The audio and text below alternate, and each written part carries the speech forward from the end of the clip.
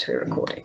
Okay, so welcome to the My Money, My Lifestyle podcast with me, Maya Fisher-French, where we discuss all things money, because whether we like it or not, money matters and it has an impact on the life we live. Now, one of the more frequent questions we receive is how to choose the right exchange-traded fund or unit trust for your needs. And it's quite funny because just this week I had a tweet from Emmanuel. So I hope, Emmanuel, you're listening. 25 years old, has 50,000 Rand to invest. Where does he put it? So I've invited SATRIX Chief Investment Officer Kingsley Williams to provide some guidelines around selecting the right fund, but also to give us a little bit of perspective on the investment landscape for 2021. So thank you, Kingsley. Welcome to the My Money, My Lifestyle podcast. Thank you very much for having me, Maya. Okay, Kingsley, I'm just going to get right into it because I don't know how you're feeling, but I'm feeling a little bit battered and bruised, okay? So we had 2020. We all thought, 2021, how much worse could it be? And 2021 just brought second waves, and then it brought all sort of market manipulations, for want of a better word. We've got this whole GameStop story, then there's this Bitcoin, and should we in Bitcoin? And the markets feel like it's all up in the air. People are talking about a new normal, the old rules are gone, long-term investing is for the dogs. So I'm going to ask you, give me some perspective, something to calm us all down. How should we be approaching 2021? Yeah, thanks, Maya. I think one of the things that I've certainly been speaking about with colleagues at the start of this year and other investors and friends is that I think having lower expectations for what this year could hold, certainly relative to the expectations we probably had at the beginning of 2020, will hopefully, help us keep in some sort of more positive frame of mind. But moving to the investment side of things, 2020 certainly threw one of the sharpest and most dramatic drawdowns that we've experienced in history, but it also was accompanied with one of the fastest recoveries that we had in history. Markets recovered back to, their pre-COVID crash levels in the space of sort of 8 months, which was a lot quicker than we've experienced with previous drawdowns of the same magnitude. So I think there's some lessons in that for us, on the importance of remaining invested, particularly when it becomes uncomfortable to remain invested and we're tempted to change our investment strategy or start looking for more exciting opportunities that are always out there promising us quick returns. And I came across an interesting stat around just the virtues of that slow and steady wins the race of would you choose 100% return, so literally doubling your money every year for 10 years, or would you choose 10% return, fairly nominal return in this day and age, for 100 years? And if you do the calcs, 10% for 100 years thrashes what 100% for 10 years delivers. And I think that really just talks to, that slow and steady wins the race. Kingsley, it was very interesting because I was at the beginning in January every year I do my net asset worth, which can be a good or bad exercise depending on how the year before went. But what was interesting to me was how I do trade. I have a share, I'll buy and sell shares occasionally. I even have bought Bitcoin, unfortunately not early enough, but I do that sort of stuff. But my long-term investments still make up at least 98, if not 99% of my wealth, because I've been doing it for so long. And that's exactly it. I thought, it doesn't even matter. That quick little win you made here or there this year is nothing compared to the money I was putting away when I was 25 and how I've just left that to grow.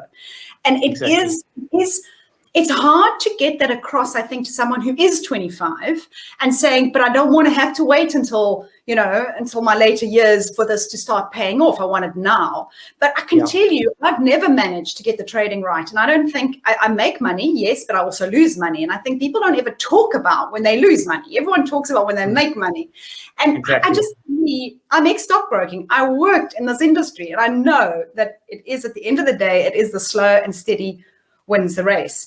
And maybe give us a little bit of perspective on why we bounce back so fast, because I think there's a lot of people saying, wait, hold on a second, this was a little too quick. We've come back too quickly. That things are not actually as rosy as the markets want them to appear.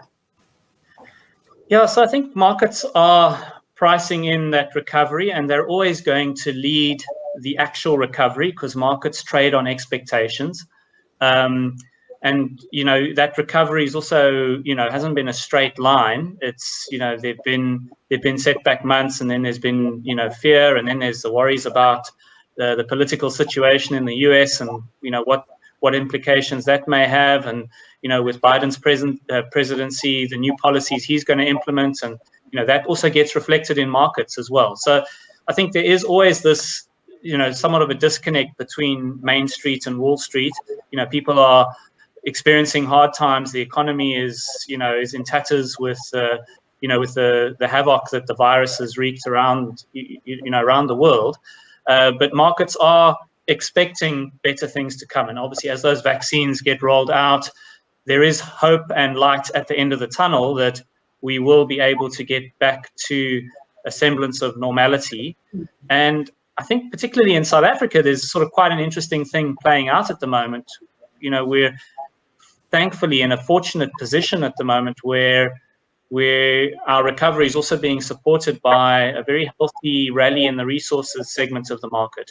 And that has a lot of other economic benefits for the broader economy, when we're in that, those good times from a resources perspective. So, yeah, that's I think what we are seeing. We also saw in the end, towards during 2020 that, the financial sector was hit quite hard from a market valuation perspective. Your resources held up fairly well, but your financial stocks got decimated. Even in the last quarter, though, they actually experienced a very strong recovery. And, I think, again, pricing in those expectations of better things to come. Kingsley, I was watching that last year. I get an update every morning of what the sectors are down by or up by for both day on day or year on from the beginning of the year, and you could just see these financials doing nothing. And the whole thing was, when does that move? When do they recover? And we will never know. It's impossible for us to know what the trigger is going to be, when it's going to happen. And I just thought, when I was looking at that, I thought my debit order goes off every month into all my investments, and I can't time this thing. It's impossible. But I just know that I'm putting my money away every single month, it will benefit. And I remember that I think it was the debit order that went off at the end of March 2020. By June, it was up 30% effectively because the market bounced back so fast. And I think trying to get through is, I don't sit there. I get those updates every day because I'm a journalist and it lands in my inbox. But I don't watch the market every single day. It's of no use to me. I'm not actively trading a day trader. So I'm just putting, I just put it away every month. But I think what is interesting, and you've alluded to the commodity cycle, the resources doing really well. I mean, what sectors, if one was going to try and look into the crystal ball of 2021, what sectors would one be looking at the moment? Yeah, I mean, I think at SATRIX, given that we, strong advocates for, remaining invested over the long term and not, doing that more shorter term trading, we tend to steer clear of those forward-looking forecasts. They are so difficult to make. And I think one thing you can always say about forecasts is that you're bound to be wrong. But I think the local financial industry in South Africa is highly regarded, and it is ultimately a reflection of the economic activity that is playing out and has been through a pretty tough time. So that was reflected in the market valuations. Part of that was the listed property segment as well. But as our economy bounces back, and certainly as it's supported by a strong resource underpin, that could result in quite a strong economic growth period that we experience. So it's going to take us a while to get back to the levels we were at the end of 2019, no doubt. But it will be a strong bounce, and that will certainly be a supportive to the financial segment.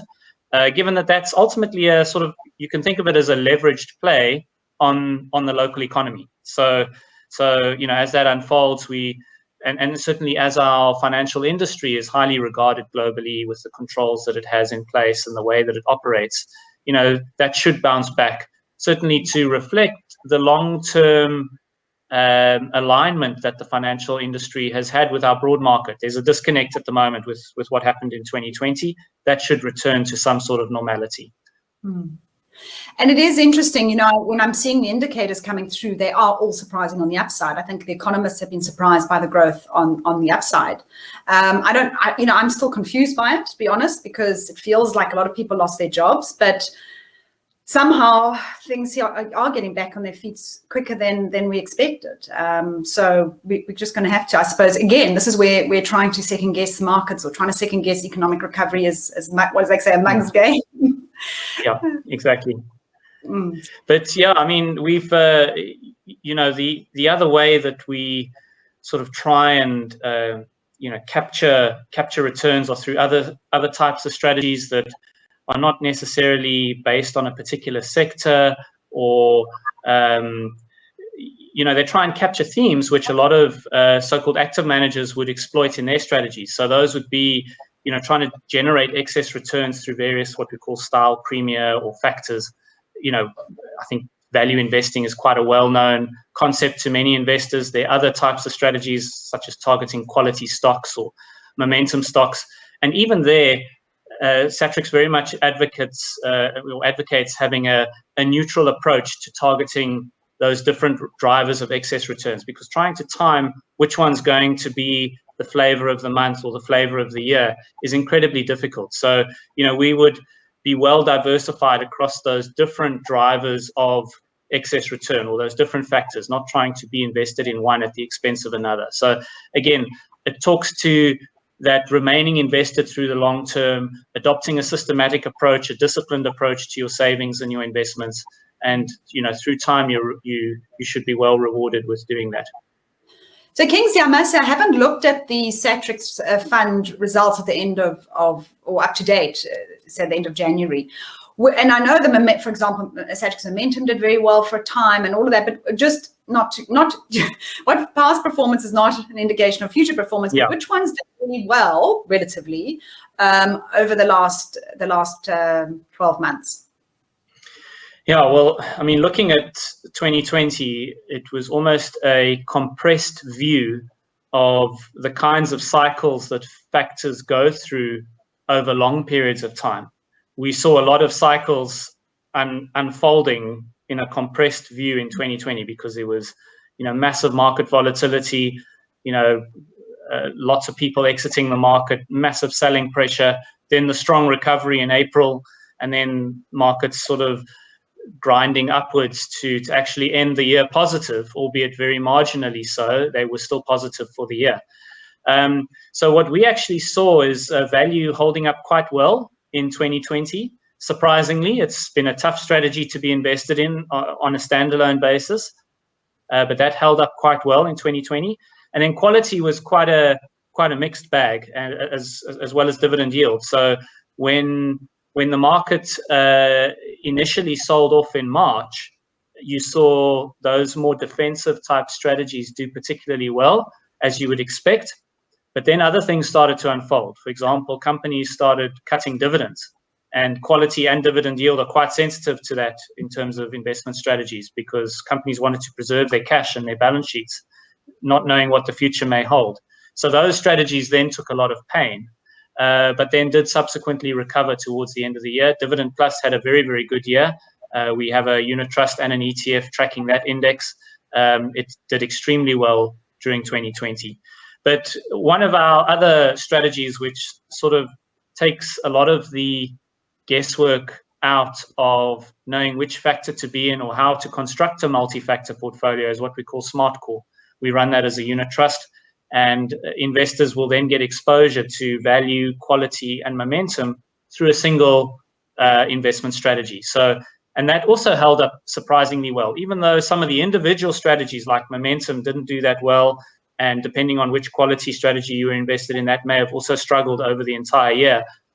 Having that diversified approach to targeting those different factors, which paid off at different times, held up very resiliently through the course of the year. I'm definitely going to go back and look at it because I'm about to top up my TFSA. I've got a few, another week or two to do that. And I actually have a slightly diversified ETF portfolio with you guys. I've got momentum in there. I've got the divvies in there. I've got my, the MSCI as well. But I don't know about the SMART Core, which actually kind of blends, but that would just be South African based. You don't have that's not. It's just SA. It's just SA based. It's available as a unit trust, and it constructs the portfolio in a little bit of a different way, but very much designed to be that one-stop shop to try and get those excess returns relative to the market through time. Okay, definitely one I'm going to look at. And the other one I wanted to chat to you about is ESG. So your environmental, social governance. And it was funny, I actually got an email this morning from a woman saying to me that she's wanting to invest for her retirement, but she works in the climate change environment and ethical, that whole space. She works for an NGO. And she said she's so concerned about what she sees out there that she really wants to invest in ethical companies. How does one go about doing that? And I suppose the challenge for me, Kingsley, is that everybody has a different idea of what's ethical. So for example, she said, I don't want fast foods in there. So, but so what is ESG, I suppose? But maybe just talk a little bit to that, because I do see you guys have included now some ESG funds on the platform. Yeah, it's very, very exciting development for us, and we do that in partnership with iShares from BlackRock.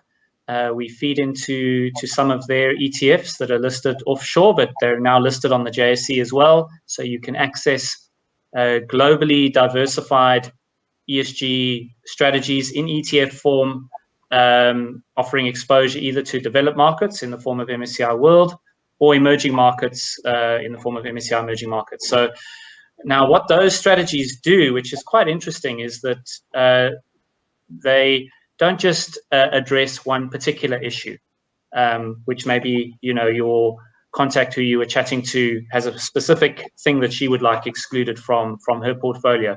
The philosophy behind our strategies is really to try and tick as many boxes as possible. So what I mean by that is, obviously you want to have an enhanced ESG exposure relative to your full universe, whether that's MSCI World or emerging markets. You want your ESG portfolio to reflect a stronger ESG characteristics relative to those parent indices. Furthermore, what they do is they also reduce carbon emissions or carbon intensity relative to the parent index by at least 30%. So not only are you having an enhanced ESG profile, but you're also making a strong impact in terms of reducing the carbon footprint of the companies that you're investing in. And then the third thing that it does is it wraps that all into a portfolio that is well constructed, but is cognizant of the risk relative to your parent index.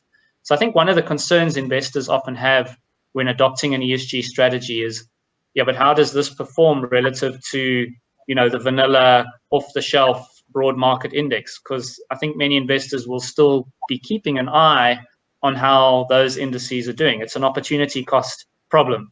So these strategies manage the tracking error risk relative to those parent indices very closely, so that you are still getting the MSCI World or emerging market experience while achieving these other objectives from an ESG and a carbon emissions reduction perspective. So quite an interesting new development to be able to offer those kinds of strategies through a single share available on the JSE. But as you mentioned, lots of different investors will have very specific requirements of what they want from their ESG strategy. And there are lots of those ESG strategies available out there to meet those specific needs. And if I remember correctly, and I looked at the performance, for example, of the MSCI ESG and the emerging market one, they actually outperformed over the last couple of years. And which suggests that is the sensible approach, is to say, if you invest in companies that are doing the right thing, they are the ones who are going to perform better over time. Yes, there is an argument for that, although you could also argue that might be more of a short to medium term phenomenon, as there's sort of a lot of investors who are changing their strategy from non-ESG to ESG, that there'd be a little bit of a premium that from a return perspective that develops on the ESG friendly companies. Once that all normalizes out, then the jury's out on whether you should expect a return premium. I guess the philosophy that we've adopted is that we're not convinced that you will necessarily get a return premium, but we're going to make sure that we limit the risk of either outperforming or underperforming by a significant margin relative to your parent index. So you still get the MSCI World or emerging markets look and feel or experience from a return perspective, but you achieve those other objectives, which presumably are things that are important to you beyond necessarily trying to target an excess return. It is about that social conscience, about saying I need to have a return because growth is what's going to allow me to retire or meet my goals. Exactly. At the same time, I'm not prepared to do it at the cost of the environment or people's welfare. So I think that's very much where we're seeing investors moving to. But now, Kingsley, I want to now simplify this down a little bit because I get so many people just saying to me, okay, I want to take out a tax-free savings account, or I want to invest like I had Emmanuel. Where does one, and they always say to you, where should I invest? Always. Okay, where do I put my money? And I obviously trying to encourage people to look long term especially with the tax-free savings investment accounts, because they really, the tax benefits are the long term. It's that capital gains tax that you're not having to pay over time. But when you come along and you've got this range, which SATRIX has, of such a wide platform, what is your recommendation to someone starting out, taking out their first tax-free investment, for example? Yeah, well, I mean, I have to say this, so I don't get wrapped over the knuckles by compliance, but I'm not in a position to obviously advise anyone specifically. But, I think a great place to start, particularly if you're looking at all of the funds that we do offer, would be to start with a well-diversified balanced fund. And, again, there's still two options within that, in unit trust form. There's the SATRIX Balanced Fund, which is a more aggressive, has a more aggressive risk profile for the type of investor that should invest for that. And what I mean by that is that it's more suited to an investor with a longer term horizon, at least 5 years, maybe 10. We also have a low equity balanced fund, SATRIX Low Equity Balanced Index Fund, and that would be for a more conservative investor, maybe over a shorter horizon, 3 to 5 years, for example. But the reason those are great places to start is with a single investment, you're going to get local equities, local bonds, local listed property, offshore equities, offshore bonds, and as well as local cash, all in a single investment designed to achieve a long-term objective. And so with one investment, you get a great, very well diversified portfolio with exposure to lots of different asset classes. And from there, you've got a great base to say, okay, I'm getting the hang of this investment and the saving thing.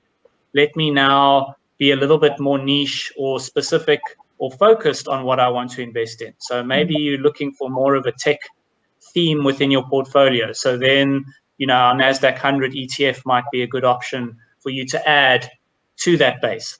Or you say, I might want more offshore exposure. And then you're faced with the question, well, where do you want that offshore exposure? Are you wanting to take advantage of the shift in global power moving from west to east, for example? So you could invest in China to access that theme. Or maybe you just want more broad, diversified exposure in the form of MSCI World or emerging markets, or indeed the ESG variants of those strategies. So there's lots of choice out there. But I think you don't want that choice to dissuade you or get in the way of making the most important decision, which is to start saving. And if you're not sure what to save, then start with a balanced fund get some skin in the game, have some market exposure in your personal capacity, and then you can start that investment journey of being more specific and targeted in what you want to invest in. I agree with you. And I always get people who will ask, I don't know where to invest. 6 months later, they still haven't invested because they're so worried they're going to get it wrong. Well, just start. I want to start. And I think the advice of just going for a balanced fund, you're not taking massive risk, you're not taking sector risk or asset risk specifically. It is a better option. But one of the things, and it's funny because that you say go for a balanced fund, because there's a lot of pushback around Regulation 28. So people are saying don't invest in retirement annuities because they have to stick to Regulation 28, which those of you listening in English means that you're limited to how much offshore you can have, and B, how much equities you can have. You can only have 75% equities, and over the long term, equities outperform bonds and cash in theory. What is your response to that? If somebody says yes, but is a balanced fund not going to give me substandard returns? Yeah, and I think there is some valid criticism there in terms of what you're able to invest in. But I think to sort of respond to that, for many investors, they are ultimately saving to retire here in South Africa. So your liabilities remain here. And by investing offshore, or if you were to invest a large portion offshore, you would be exposing yourself to additional risks from a currency perspective. There have been periods, as hard as it is to believe, where the rand has strengthened dramatically from its very undervalued levels. And we've actually seen that play out in 2020. The rand was at 18, 19, which is now at 14 something. So, that's significant strength. And that does represent a risk whenever you invest offshore. So I think there's a lot of value in starting with a well-diversified base. And I think the other thing within a Regulation 28 context that you can't ignore are the additional benefits from a tax perspective. Sure, you can save in anything through your tax-free saving, but I think most people's largest saving is going to come from what they allocate, through their salary into their company pension plan, if they're fortunate enough to have one of those, or to structure it through their RA and the tax deductions that are allowed through that mechanism, far more so than what they may contribute on an annual basis into a tax-free saving, for example. So again, that comes back to that slow and steady race. I've been working for 20 odd years now, and that pension fund that's starting to build up, yes, it has had lackluster returns over the last 5 years, as has everyone else. But the point is, if you're disciplined in saving into that vehicle and not withdrawing it when you change jobs, all of those common sense things, that does start to build into a healthy nest egg, which is ultimately what you want, so that you can retire comfortably. Absolutely. And as I said, I was looking at mine this week, and it is just that realization of just sticking the course, and not getting caught up in it. So I think that's, and also just another point I wanted to make, Kingsley, is, for a lot of people, we talk about the tax-free investments, 3,000 Rand a month you can invest, 36,000 a year, but you can also just start with 100 Rand a month. I mean, there's no minimum, really. I mean, exactly. On the SATRIX, even something like Easy Equities, you can access these funds really for very, very little money a month. And so there isn't really an excuse. I think for me, the only thing is that I would rather somebody was just putting 100 Rand away a month that they knew they never had to touch again.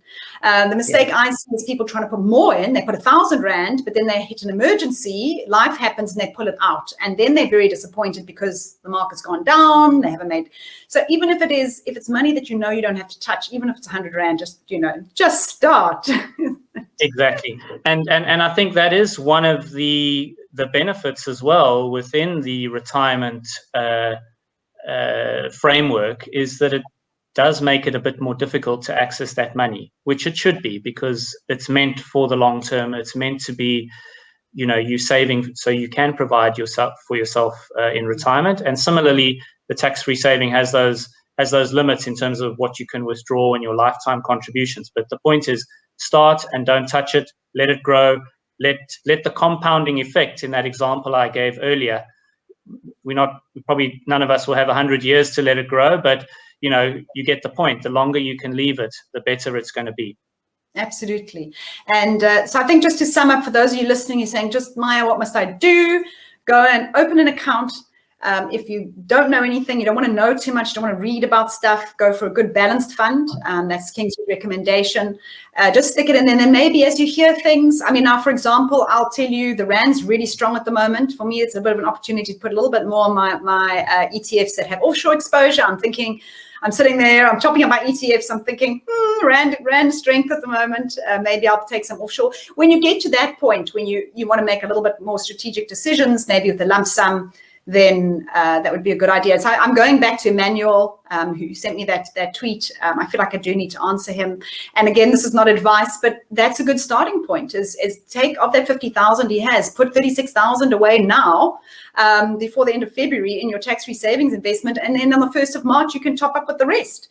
Exactly. And really just start building wealth. He's 25, that's going to be worth a fair amount of money in the future.